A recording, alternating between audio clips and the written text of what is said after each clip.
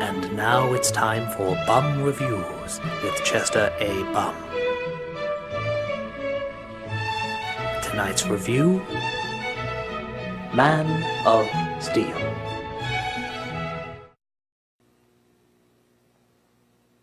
I am pissed!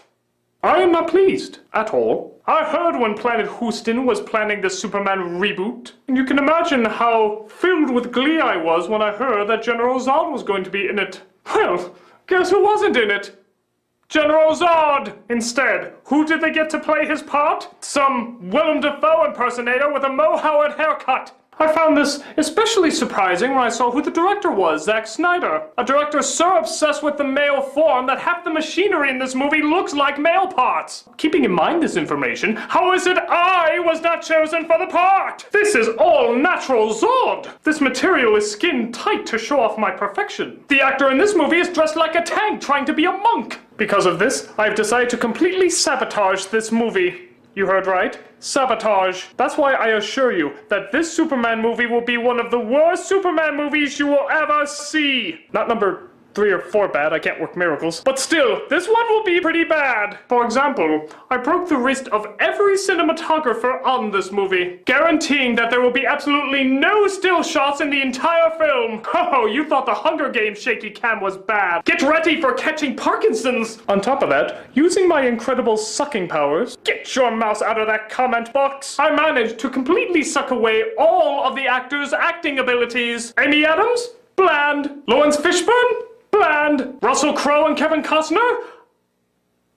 You know, I didn't have to do that to them. On top of that, I also managed to catch up with the film's editor. Using my incredible Zod muscles, which I call Zussels, copyrighted Zod, I managed to beat his brains out so severely that he's got short-term memory loss. Because of this, he completely forgot the order in which he edited this movie. When Superman lands as a baby on Earth, he's suddenly a fisherman. Whenever he's about to talk to Lois Lane, he'll suddenly be 12. And whenever there's a moment that's about to develop any character whatsoever, action scene! Tornadoes, buses falling, explosions, fake me's attacking! It'll jump around so much you'll make more of an emotional connection to your popcorn. On top of that, I laser eye thingied the original writers of this film, thus forcing them to instead get the creators of Batman Begins and The Dark Knight, who have done nothing but try to recreate Batman Begins and The Dark Knight. I recall the same thing happening to the Home Alone writer. Thus, the movie is totally convinced that it's trying to tell the story of Batman again. Except, I was even more devious. Every time the writers would finish a scene that they put together, I immediately erased their memories. Yes, you notice how that speech about what it means to be Superman seems to be the only dialogue that goes throughout the entire thing? That's because they kept forgetting that they wrote it 1,000,000 times! There's another example of that at the very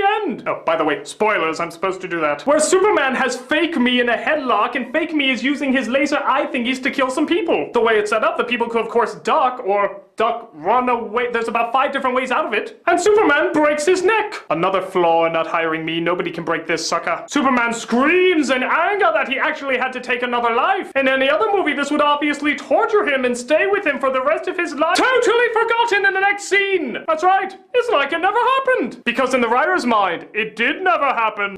You're a mean one, Mr. Zod. Of course, some of you might be wondering, how could I erase their memories? Well, you know that memory erasing kiss that was done in Superman 2?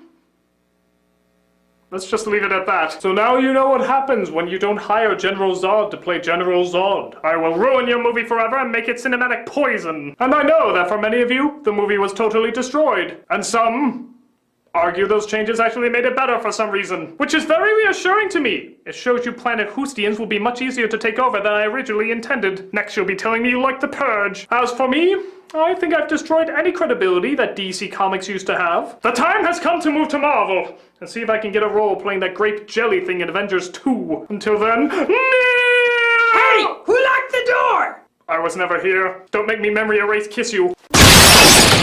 Oh, it was a push instead of a pull. Well, anyway. Oh my god, this is the greatest movie I've ever seen! What? Where are you going? Hey, come back! Where are you going? Hey, wait a minute! I was just getting started! What's with all this debris on the ground? Did I fall through the ceiling again?